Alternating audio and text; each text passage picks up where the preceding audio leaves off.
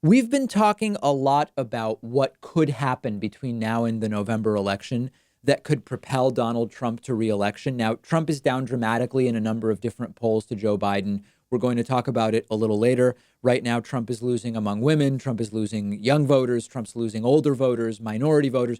Trump's strong group is middle-aged white men, essentially. But things can change very quickly. And there's a piece in the New York Times by two doctors from the University of Pennsylvania, including Zeke Emanuel, outlining a scenario where Donald Trump could force some version of a coronavirus vaccine into emergency use in October, an October surprise, so to speak, and propel himself to reelection. I would even add an alternative, which is Donald Trump will take what is already a likely scenario. I mean, a lot of reasonable, sober roadmaps have said for months now, we are sort of expecting it's like a 50-50, maybe even more likely shot that there's an emergency use vaccine for healthcare workers in the fall.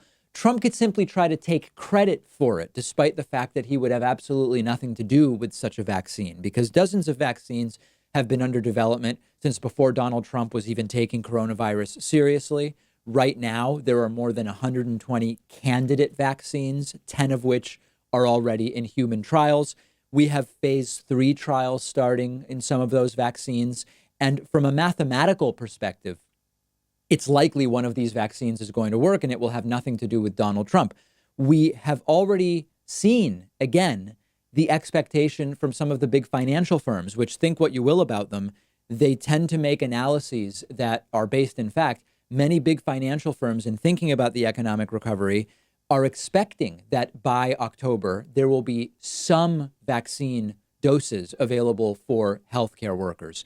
And even if all of that fails, Donald Trump could try to strong arm the FDA to approve something that's not really ready for approval. He'd need some pharma company to be complicit. But the point of the op-ed in the New York Times is this is not completely inconceivable. And it would, of course, be very dangerous if it's not actually the right time for a vaccine to be approved. But Donald Trump thinks that he could get an electoral victory by announcing, I got the vaccine before everybody else. Open up businesses. I fixed it. Let's go back to work. If that happened in mid or late October, it could generate just enough confusion and craziness that Trump gets himself reelected, assuming he suppresses the vote enough in November, which is another aspect of the 2020 Trump campaign, limiting the number of people who end up voting. So there are a couple things that would be important to understand. If there were an emergency use vaccine in the fall, and I hope there is, it would, in all likelihood, only be available to healthcare workers.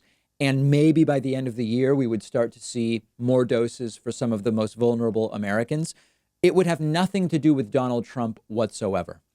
Number two, it is really important to also understand that a lot of these vaccines even predate this coronavirus, in the sense that there are vaccines developed for poultry that have been around for a while, for coronavirus in poultry, that are being tweaked.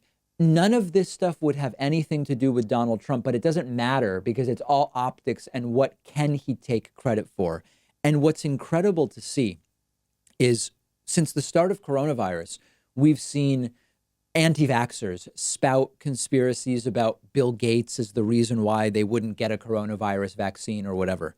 There is now, in light of this op-ed, there's a crowd of people now who are pro-vaccine, but who are worried if a vaccine is pushed out in September or October by Donald Trump's FDA, if it's approved by Trump's FDA, people are now legitimately worried. Would it actually be safe? Because Donald Trump has started to control all sorts of regulatory agencies. They mostly are doing his bidding. Pro-vaccine people are worried, if this is just a Trump stunt in October, maybe it wouldn't actually be a safe vaccine, which is an incredible thing to see and think about. Last point I want to make from a perspective of practicality. Donald Trump has already proven himself completely incompetent and unfit to lead.